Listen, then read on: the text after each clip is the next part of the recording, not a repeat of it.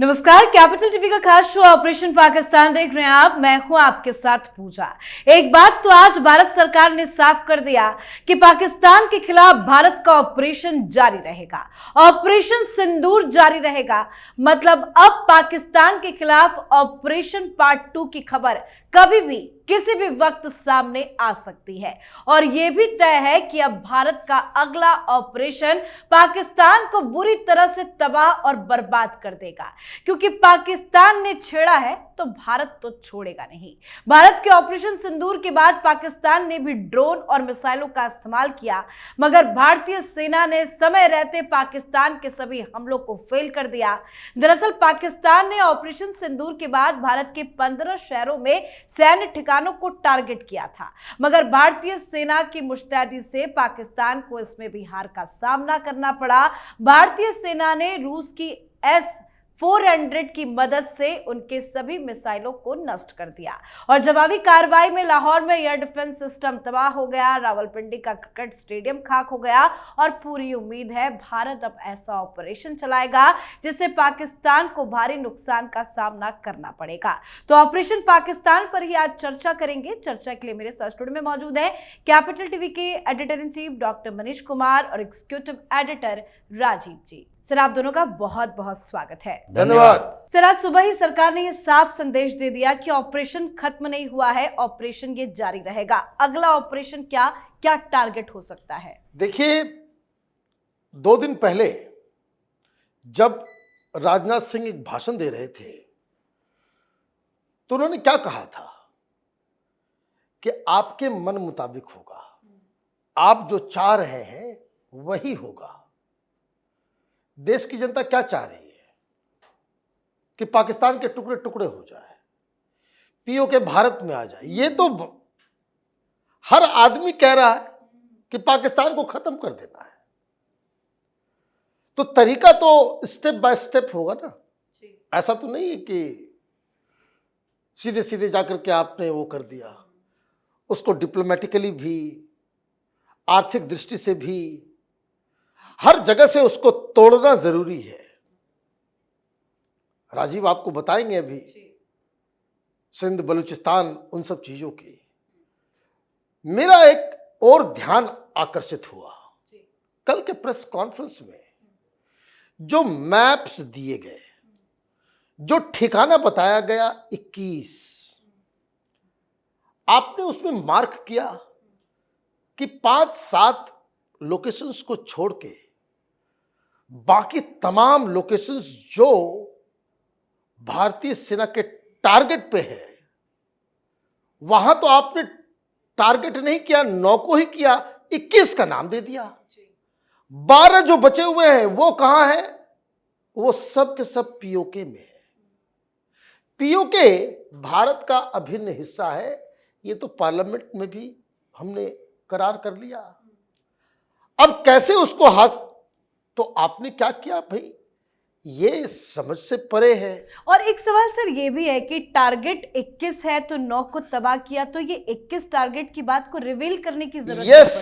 सबसे बड़ी बात ये कि भाई रिवील आपने क्यों किया? इसका मतलब देयर इज अ डिजाइन।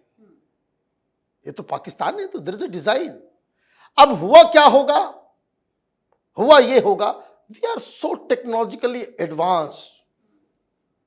ये पाकिस्तानी इन आतंकवादियों को तो यही पिलाते रहते हैं ना, नशा, कि हम एटमी ताकत है, तो हमारी सेना जो है, हमारे अफवाज जो है बिल्कुल ये है तो वो है, 50 तरह की बातें।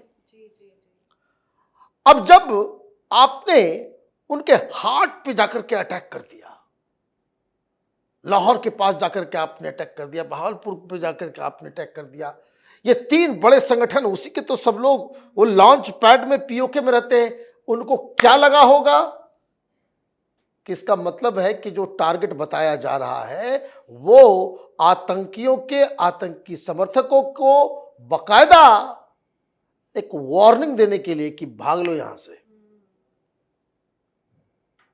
हमारे जद में हो तुम, तुम्हारे बाप को हमने 1 सेकंड में मिट्टी में मिला दिया, तुम्हारी क्या हैसियत है?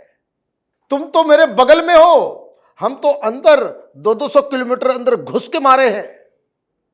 तो जो रिवील किया गया, देयर वाज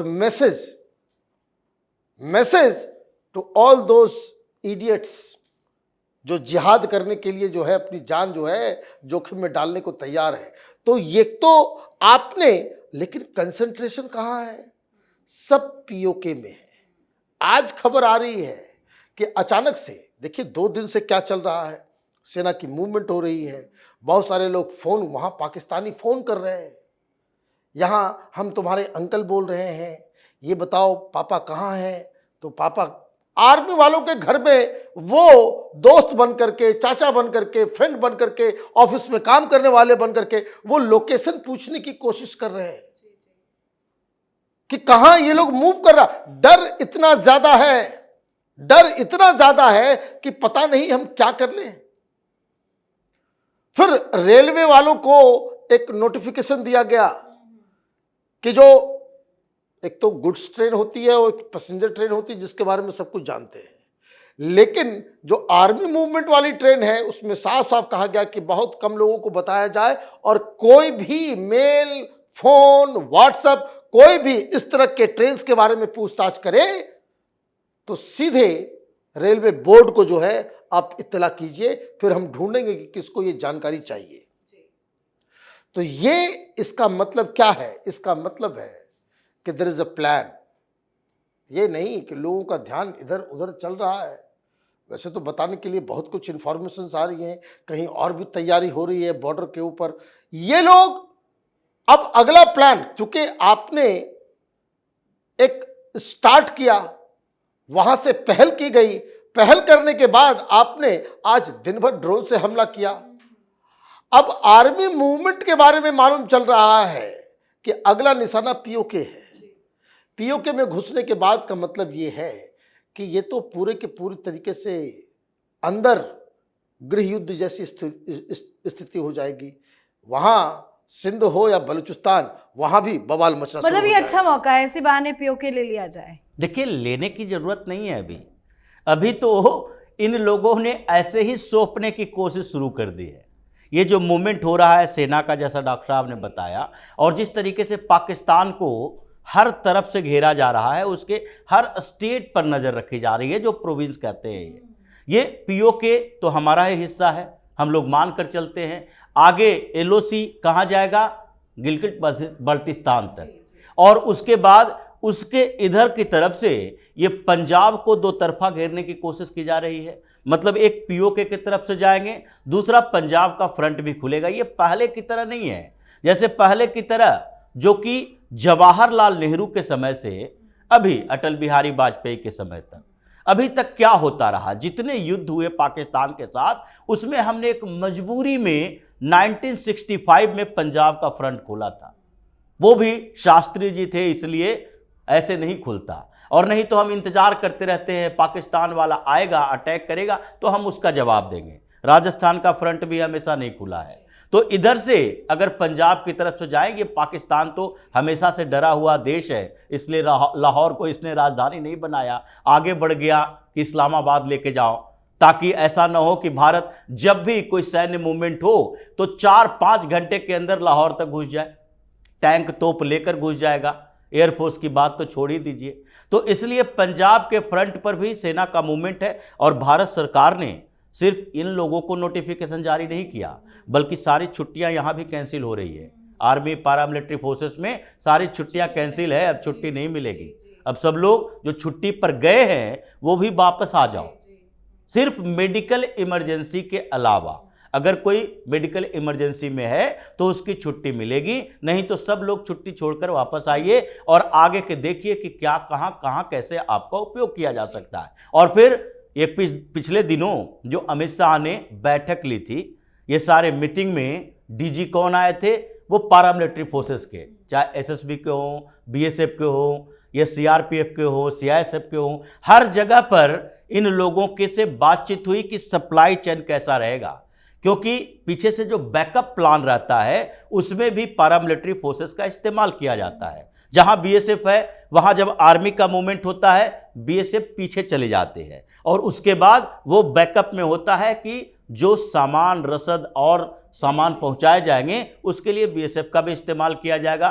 तो वहां तक तो सेना का मूवमेंट चल रहा है। उधर सिंध और बलूचिस्तान, ये दो ऐसे जगह हैं जहां सिंध में गुजरात के रास्ते और दूसरी तरफ सिंध और बलूचिस्तान में दोनों तरफ एक नेवी का फ्रंट भी खोल दिया गया है कि दो ही जगह है इसके, और सब जगह पर तो लैंड लॉक्ड क्षेत्र है, वहां पर नेवी का इस्तेमाल नहीं किया जा सकता। लेकिन इन दोनों जगह पर, चाहे कराची हो या ग्वादर पोर्ट हो, ये दो जगह पर तबाह कर दो, ये ऐसे ही भूखे मर जाएगा पाकिस्तान, जो स्थितियां अभी चल रही है। तो इसलिए नेवी को उधर से लगाया जा रहा है। और जो खैबर पख्तूनख्वा है, ये ऐसा क्षेत्र है जहां के पश्तून पहले से ही गुस्साए हुए हैं कि इन लोगों ने ऐसे पाकिस्तान की स्थिति कर दी है कि हम लोग तो खाने के लिए लड़ते मरते हैं, और ये पंजाबी पूरा डोमिनेंट है, पॉलिटिक्स डोमिनेंट वहां पर पंजाबियों का है, तो ये पंजाबी वहां बैठकर मजा लेता है और हम लोगों को लड़ने के लिए भेजता है।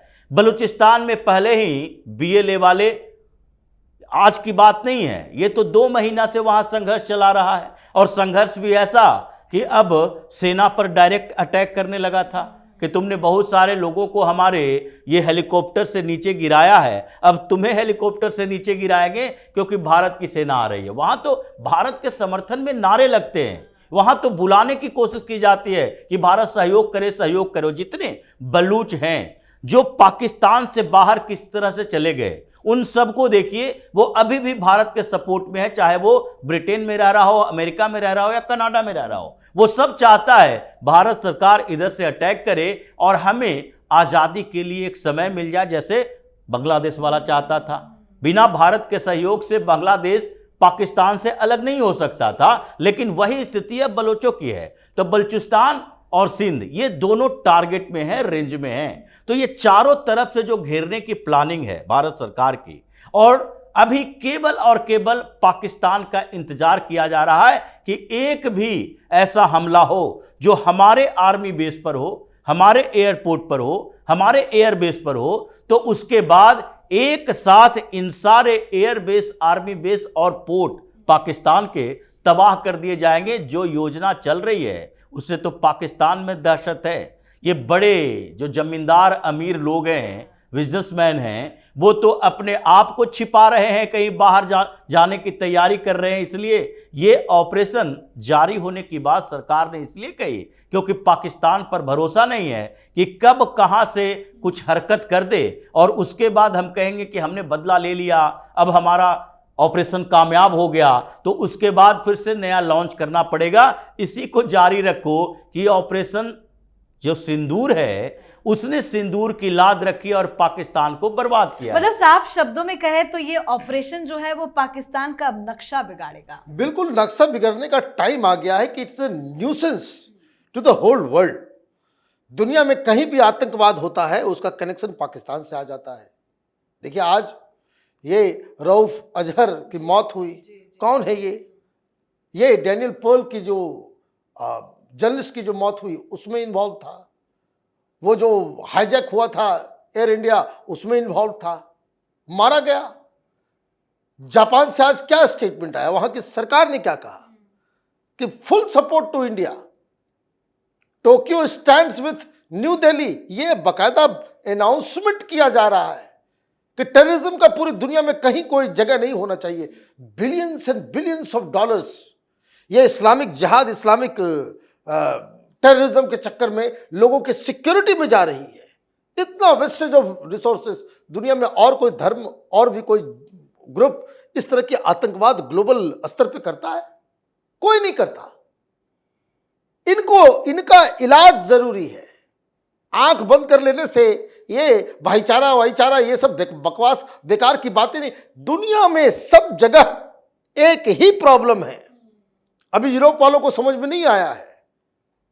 जब उनके घर में, उनके इलाके में क्रिश्चियन ढूंढ ढूंढ के मारा जाएगा तब इनको अकल आएगा। तो हिंदुस्तान तो ऑलरेडी एक ग्लोबल, आप देखिए जितने भी नाटो कंट्री के लोग हैं उनके साथ राफ्ता हुआ, और जिस तरीके से पूरी तरीके से रूस, अमेरिका, फ्रांस, इंग्लैंड ये सब साथ में है।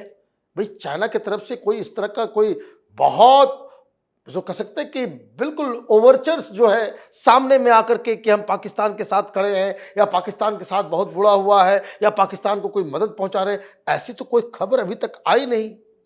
खबर ये आ रही है कि पुतिन साहब के पास जा रहे हैं शी जिनपिंग, उनका विक्ट्री डे परेड जो है उसमें शामिल होने के लिए। वहाँ भी पुतिन साहब समझाएंगे कि भाई उसको छोड़ो, उसको जरा सा मोदी को निपटने दो पाकिस्तान से, क्योंकि ये एक ऐसा दंश है कि जो खत्म होना ही चाहिए। ये सिर्फ हिंदुस्तान नहीं, पूरी दुनिया की इस पर एक राय है। राजीव सर, इसके पहले जो आप आर्मी कैंप की बात कर रहे थे, आज जब विक्रम मिस्त्री प्रेस कॉन्फ्रेंस करके जानकारी दे रहे थे तो उन्होंने ये बताया कि पाकिस्तानियों ने भारत की सैन्य ठिकानों पर भी निशाना बनाने की कोशिश की थी, लेकिन भारत ने उससे नाकाम कर दिया। कोशिश पाकिस्तान ने जरूर की, लेकिन वो अपनी कोशिश पे सफल नहीं हुए, लेकिन भारत को प्रोवोक किया है। तो क्या अगला टारगेट भारत का उनकी आर्मी कैंप, उनका ठिकाना हो सकता है? बिल्कुल हो सकता है। और भारत ने पहले कहा कि हम किसी सामान्य व्यक्ति के खिलाफ नहीं है पाकिस्तान के, हम उसके सेना के खिलाफ भी नहीं है, हमने टेररिस्ट कैंप पर अटैक किया है, उसे तबाह किया है। लेकिन अब पाकिस्तान सोच विचार करते रहा, उसने धूर्तता की, पहले बताया कि हम इसके खिलाफ कोई कार्रवाई नहीं करेंगे, पूरी दुनिया में घूम घूम कर बातचीत भी किया, लेकिन उसके बाद रातों रात क्या हो गया? या तो पाकिस्तान के ये जो पॉलिटिकल लीडरशिप है, ये जो मंत्री बैठे हुए हैं, उसका सेना के ऊपर कंट्रोल नहीं है। अगर कंट्रोल होता तो आपको बोलने की जरूरत क्या पड़ी थी कि हम इसका बदला नहीं लेंगे या फिर कोई कार्रवाई नहीं करेंगे? भारत सरकार ने कभी ऐसा किया? अगर पहलगांव में अटैक हुआ तो उसके बाद भारत सरकार की तरफ से जो भी आए प्रेस कॉन्फ्रेंस करने के लिए, चाहे डिफेंस मिनिस्टर हो, फॉरेन मिनिस्टर हो या प्राइम मिनिस्टर हो, ये सब लोगों ने सीधे तौर पर कहा कि किसी को छोड़ा नहीं जाएगा, चाहे सपोर्टर हो, सिंपैथाइजर हो या फिर गन चलाने वाला हो, किसी को बख्शा नहीं जाएगा। जिसने पनाह दी है उसे भी तबाह करेंगे। लेकिन पाकिस्तान ने क्या कहा? अटैक के बावजूद वहां का पॉलिटिकल लीडर कह रहा है कि नहीं नहीं, हम तो कुछ करने वाले नहीं हैं। और उसके बाद अगर आपके तरफ से अटैक की कोशिश की गई, नाकाम हुआ, कोशिश की गई, तो इसका मतलब सेना और सरकार के बीच कोऑर्डिनेशन नहीं है। वो भी जान गया है कि सेना हमारे वश में नहीं है। तो ऐसे में किधर से कौन सा मिसाइल वहां से चला है, भले ही भारत का एयर डिफेंस सिस्टम बहुत मजबूत है, लेकिन फिर भी भेदा जा सकता है। यह नहीं कहा जा सकता इतना बेहतरीन टेक्नोलॉजी वाला इजराइल, और वहां भी फिलिस्तीन का मिसाइल गिरता है।